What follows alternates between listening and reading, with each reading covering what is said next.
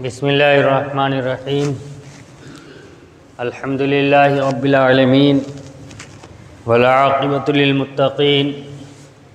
والصلاة والسلام علی سید الانبیاء والمرسلین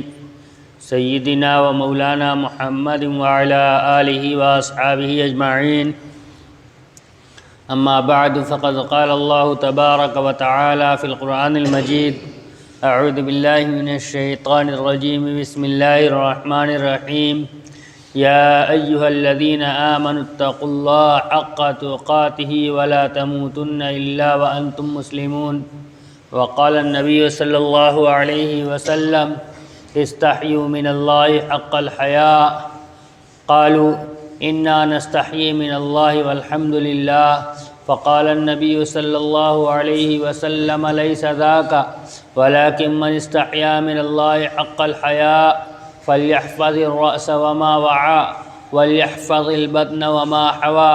وليذكر الموت والبلاء ومن أراد الآخرة ترك زينة الدنيا ومن فعل ذلك فقد استحيا من الله حق الحياء أو كما قال عليه الصلاة والسلام۔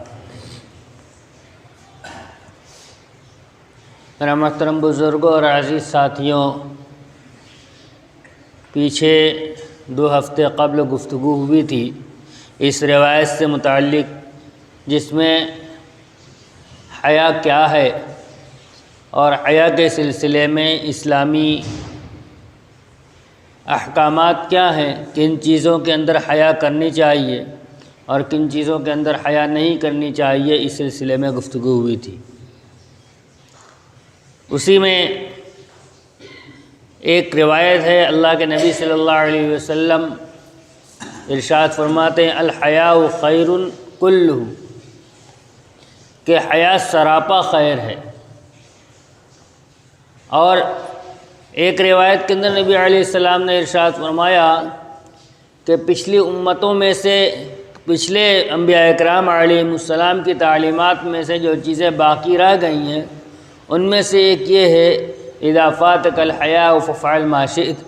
جب تم سے حیا فوت ہو جائے تو جو چاہے کرو، یعنی حیا ہی وہ چیز ہے جو انسان کو غلط کاموں سے روکتی ہے۔ لیکن حیا ایسی جگہ کرنی چاہیے جس سے آخرت کا نقصان نہ ہو، آخرت کا فائدہ ہو حیا کرنے میں، تب حیا کی جائے گی۔ اور اگر حیا آخرت کے نقصان کا سبب بن جائے تو ایسی جگہ حیا کرنے سے منع کیا گیا ہے، جیسا کہ علم کے حاصل کرنے میں حیا کرنا اس کو پسند نہیں کیا گیا۔ جو روایت میں نے تلاوت کی اس کے اندر صحابہ رضی اللہ تعالی عنہم نے ارشاد فرمایا، جب نبی علیہ السلام نے ارشاد فرمایا استحیوا من اللہ حق الحیاء، جیسا کہ اللہ سے حیا کرنے کا حق ہے ویسی حیا کرو، تو صحابہ رضی اللہ تعالی عنہم نے کہا کہ ہم تو اللہ سے حیا کرتے ہیں۔ تو آپ نے فرمایا نہیں، جس کو تم حیا سمجھتے ہو وہ حیا یہاں مراد نہیں، اگرچہ وہ بھی حیا ہے لیکن یہاں وہ معنی مراد نہیں ہے۔ پھر کیا معنی ہے؟ تو آپ نے ارشاد فرمایا من استحیا من اللہ حق الحیاء فلیحفظ الرأس وما وعى، جو اللہ سے حقیقی حیا کرے، حیا کے جیسا حق ہے ویسی حیا کرے، تو اپنے سر کی اور سر کے متعلقات کی حفاظت کرے، پیٹ کی اور پیٹ کے متعلقات کی حفاظت کرے، اور جو شخص آخرت کا طالب ہوتا ہے وہ دنیا کی زیب و زینت کو، وَلْيَذْكُرِ الْمَوْتَ وَالْبَلَا، اپنے موت کو اور اپنے بوسیدہ ہو جانے کو یاد کرے، اور جو شخص آخرت کا ارادہ کر لیتا ہے وہ دنیا کی زیب و زینت کو چھوڑ دیتا ہے۔ پھر آپ نے فرمایا جو شخص یہ کام کر لے اس نے حقیقت میں اللہ سے حیا کرنے کا حق ادا کر دیا۔ تو اس سلسلے میں پہلا جو حکم آپ نے ارشاد فرمایا فلیحفظ الرأس وما وعى، اللہ کی اپنے سر کی اور اپنے سر کے متعلقات کی حفاظت کرے۔ سر کی حفاظت، سر انسان کے اندر سب سے محترم عضو ہے اور سب سے اہم عضو بھی ہے، لہذا اگر انسان کے بدن کے اندر سر نہ رہے تو انسان کا وجود نہیں رہتا، دوسرے اعضاء میں سے کچھ کم ہو جائے تو شاید زندگی کا وجود رہ بھی جائے، اور رہتا ہے، ہاتھ کٹا ہوا، پاؤں کٹا ہوا انسان موجود ہے، کان کٹا ہوا اور دوسرے اعضاء نیچے کے حصے کے کٹے ہوئے چلتا ہے، لیکن سر موجود نہ ہو تو انسان موجود نہیں رہتا۔ لہذا اس سر کو کی اہمیت شریعت کے اعتبار سے یہ ہے کہ اس سر کو غیر اللہ کے آگے جھکایا نہیں جا سکتا۔ سر کی حفاظت میں سب سے پہلی چیز یہ ہے اللہ کے علاوہ کسی اور کی عبادت نہ کی جائے۔ اللہ تعبدوا الا ایاہ، اللہ کے علاوہ کسی اور کی عبادت نہ کی جائے۔ عبادت حقیقت میں عبادت معبود کا حق ہے، کیونکہ معبود بڑا ہے اور اس کی تعظیم بجا لانا، اس کی نعمتوں پر اس کا شکر ادا کرنا یہ بندوں کے اوپر واجب ہے۔ اس لیے اللہ ہی وہ منعم حقیقی، اللہ کی عبادت کی جائے، اللہ کے علاوہ کی عبادت نہ کی جائے۔ عبادت کے لیے اللہ تبارک و تعالی نے شریعت محمدیہ کے اندر ایک مخصوص طریقہ بیان فرمایا، اور پچھلی امتوں کے اندر بھی یہی طریقہ تھا کہ اللہ تبارک و تعالیٰ کو سجدہ کیا جائے، نماز پڑھی جائے، نماز کے اندر سجدے کا عمل بھی ہوگا، رکوع کا عمل بھی ہوگا۔ وہ عمل جو اللہ تبارک و تعالیٰ نے نماز کے ذریعے سے اپنے لیے خاص کر لیا ہے، وہ عمل کسی اور کے ساتھ ظاہراً بھی نہ کیا جائے، چاہے وہ اپنے علاقے کا کسی طرح کا پیشوا ہو، دینی پیشوا ہو، سیاسی پیشوا ہو، یا کوئی بڑا بزرگ ہو، کسی کو بھی کے ساتھ بھی اس کی مشابہت اختیار نہیں کی جائے گی۔ چنانچہ فقہائے احناف نے بڑی وضاحت کے ساتھ یہ بات لکھی ہے کہ کسی کے ساتھ اس طرح کا معاملہ کرنا، اس کے آگے اپنے سر کو جھکانا جائز نہیں ہے، چاہے کسی مقصد کے تحت ہو۔ اس لیے کہ پوری دنیا کے اندر جتنے مسلمان بستے ہیں جنہوں نے توحید کا کلمہ پڑھا ہے، وہ کسی کے بھی آگے سر اس وجہ سے نہیں جھکاتے کہ وہ اس کی عبادت کرتے ہیں، یہ بات طے ہے۔ وہ عبادت صرف اللہ کی کرتے ہیں، جس کے آگے سر جھکاتے ہیں اس کی عظمت کے قائل ہو کر سر جھکاتے ہیں۔ چنانچہ علماء نے یہ بات، فقہائے احناف نے پرانی کتابوں کے اندر یہ مسئلہ لکھ دیا ہے کہ اگر عبادت کی نیت ہو جائے پھر تو یہ آدمی ایمان سے گیا، کافر اور مشرک ہو گیا، لیکن اگر تعظیم کی نیت سے ایسا کرے تو تعظیم کی نیت سے سر کا جھکانے والا چاہے تھوڑا جھکائے چاہے پورا جھکائے، تعظیم کی نیت سے سر کا جھکانے والا گناہ کبیرہ کا مرتکب ہے، اور جس کو جھکایا جا رہا ہے اگر وہ اس پر راضی ہے تو دونوں گناہ کبیرہ کے مرتکب ہیں۔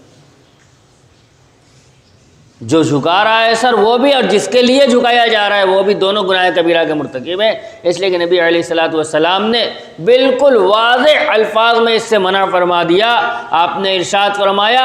لعن اللہ الیہود والنصارى اتخذوا قبور انبیائهم مساجدا فلا تتخذوا قبری مسجدا، او کما قال علیہ الصلوۃ والسلام، کہ اللہ تبارک و تعالی یہود و نصارہ پہ لعنت کریں، انہوں نے اپنے انبیاء، اور ایک روایت کے مطابق وصالحیہم، اپنے انبیاء کی قبروں کو بھی اور اپنے نیک لوگوں کی قبروں کو بھی سجدہ گاہ بنا لیا، لہذا تم قبروں کو سجدہ گاہ مت بنانا۔ اور صراحت کے ساتھ بعض صحابہ اکرام رضی اللہ تعالی عنہم نے کہا تھا کہ یا رسول اللہ ہم فلاں جگہ گئے تھے اور فلاں جگہ فلاں علاقے کے بادشاہ کو دیکھا تھا کہ وہاں اس کی رعایا اس کو سجدہ کر رہی تھی، اس بات کے تو آپ زیادہ مستحق ہیں۔ تو آپ نے پوچھا تھا کہ اگر میری قبر کے پاس سے گزرو گے تو سجدہ کرو گے؟ کہا نہیں۔ کہا تو پھر جب قبر کو سجدہ نہیں کرو گے تو زندہ کو بھی سجدہ نہیں کیا جائے، سجدہ کرنے سے منع فرما دیا گیا، چاہے وہ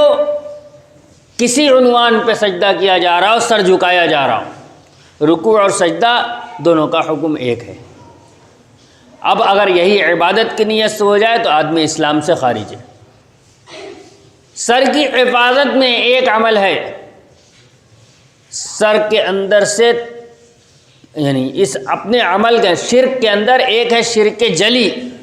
اللہ کی عبادت میں کسی کو شریک کرنا، اور ایک ہے شرک خفی، اللہ کی عبادت میں تو کسی کو شریک نہ کرنا لیکن عبادت اللہ کی ہو، راضی کسی اور کو کیا جا رہا ہو، یہ ہے شرک خفی۔ راضی نہیں، دکھلایا کسی اور کو جا رہا ہو، اگر راضی کرنے کی نیت ہو جائے تو پھر تو شرک ہو جائے گا۔ عبادت اللہ کی ہو لیکن دکھلایا کسی اور کو جا رہا ہو، چنانچہ نبی علیہ الصلوۃ والسلام نے ارشاد فرمایا من صلی یرائی فقد اشرک، من صام یرائی فقد اشرک، من تصدق یرائی فقد اشرک۔ جس نے دکھانے کے لیے نماز پڑھی اس نے شرک کیا، جس نے دکھانے کے لیے روزہ رکھا اس نے شرک کیا، جس نے دکھانے کے لیے صدقہ کیا اس نے شرک کیا۔ یعنی اپنی عبادت کے اندر جو کام صرف اللہ کو دکھلانے کے لیے ہونا چاہیے اس میں کسی اور کو دکھلانے کی نیت کو شامل کر لیا، اور قیامت کے دن اللہ تبارک و تعالی فرما دیں گے انا اغنی الشرکاء، میں تمام شریکوں میں سب سے زیادہ بے نیاز ہوں، لہذا جس نے جس کو دکھانے کے لیے عمل کیا تھا وہ جائے اسی سے اس کا بدلہ لے لے۔ میں شرکت کو برداشت نہیں کرتا، کسی اور کو شریک کیا ہے، آدھا شریک کیا، پورا اسی کا، میں نہیں لیتا اس میں سے۔ اللہ تبارک و تعالیٰ فرمایا سب سے زیادہ بے نیاز میں ہوں۔ سر کی حفاظت کے اندر اپنی نیت کو خالص کرنا، اعمال معاذ اللہ تبارک و تعالیٰ کے لیے کرنا، اپنے اعمال کے اندر کسی اور کو دکھلانے کی نیت اور ارادہ نہ رکھنا، اور جو جتنے بڑے عمل کے اوپر ہوتا ہے اس سلسلے میں وہ اتنے خطرے کے اندر ہوتا ہے۔ نبی علیہ الصلوۃ والسلام نے ارشاد فرمایا کل قیامت کے دن 3 لوگ ایسے ہوں گے، یعنی 3 قسم کی جماعت ہوگی جس کو اللہ تبارک و تعالیٰ جہنم کے اندر ڈالے گا۔ ان میں ایک عالم ہوگا، لفظ قاری کا ہے، اس قاری کے معنی قرآن کا پڑھنے والا، پڑھانے والا، اور دوسرے پہلا شہید، دوسرا قرآن کا عالم، اور تیسرا سخی۔ یہ تینوں اعلیٰ درجے کی عبادت ہے، لیکن اللہ تبارک و تعالیٰ کل قیامت کے دن شہید کو بلائیں گے اور پوچھیں گے میں نے تمہیں جوانی دی تھی، طاقت دی تھی، تم نے اس کا کیا کیا؟ تو کہے گا یا اللہ میں نے اس جوانی اور آپ کی دی ہوئی جوانی اور طاقت کو تیری راہ کے لیے خرچ کیا، تیرے راستے میں جہاد کیا، اور یہاں تک کہ اپنی جان تک تیرے راستے میں تیرے اوپر نچھاور کر دی، تیرے دین کے لیے نچھاور کر دی۔ اللہ تبارک و تعالیٰ فرمائیں گے نہیں، تم نے اس لیے یہ جہاد کیا تھا تاکہ تم کو بہادر کہا جا سکے۔ فقد قیل، کہا جا چکا،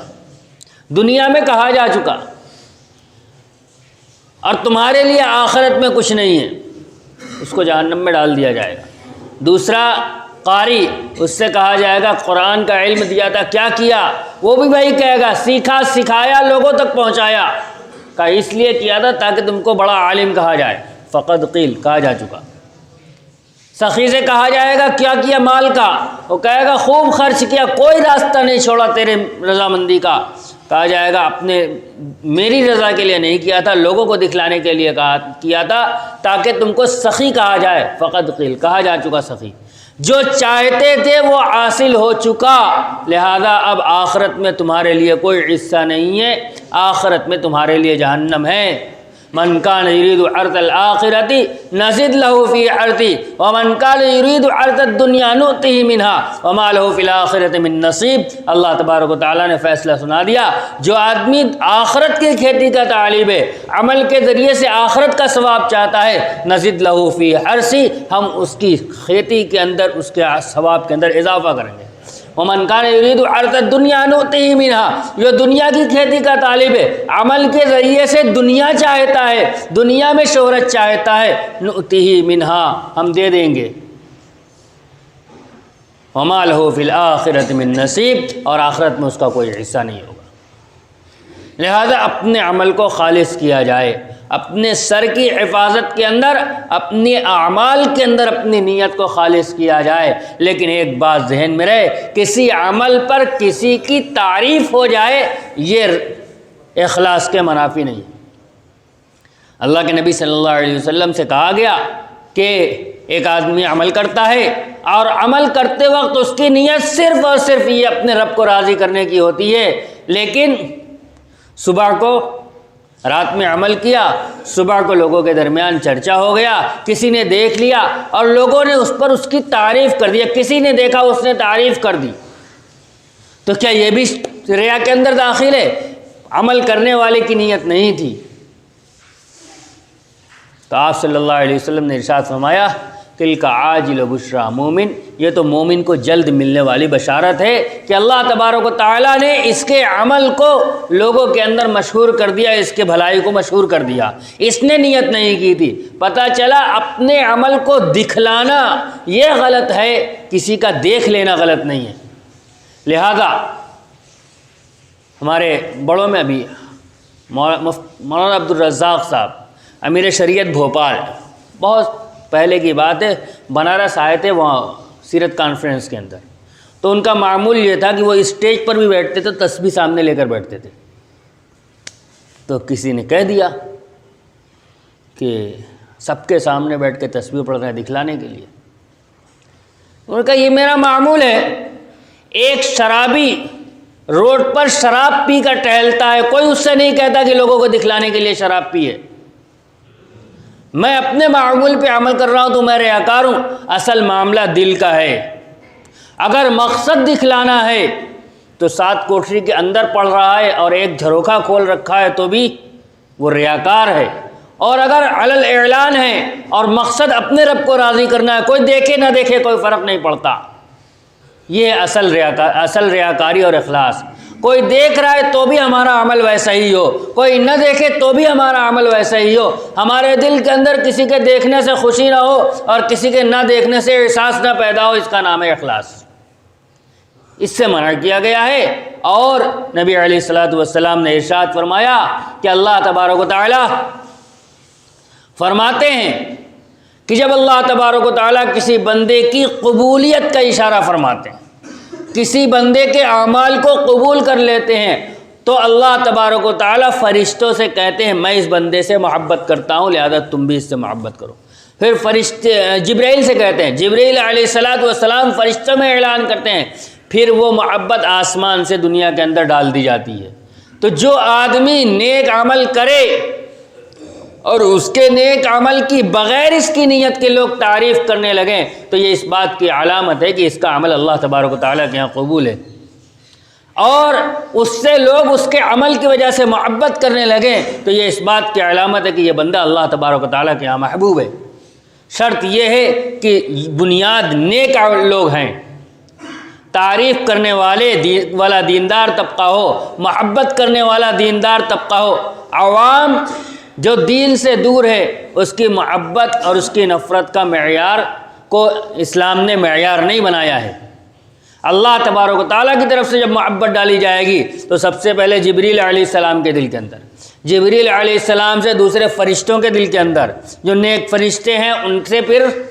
جب بندوں میں آئے گی تو سب سے پہلے جو اللہ کے نیک بندے ہوں گے ان کے دلوں کے اندر وہ محبت آئے گی۔ تو محبت پیدا ہو جانا اعمال کی وجہ سے یہ اس بندے کی قبولیت کی علامت ہے۔ تو پتہ چلا سر کی حفاظت کے اندر شرک جلی سے بھی اور شرک خفی سے بھی اپنے سر کی حفاظت کرنا، شرک خفی یعنی ریاکاری سے حفاظت کرنا کہ ہمارا عمل ضائع نہ ہونے پائے۔ ہاں اگر لوگ دیکھ لیں اور اس پر لوگ تعریف کر دیں تو اس سے اخلاص کے اندر کوئی فرق نہیں آتا۔ اللہ تبارک و تعالی ہمیں توفیق عطا فرمائے۔ وآخر دعوانا الحمدللہ رب العالمین۔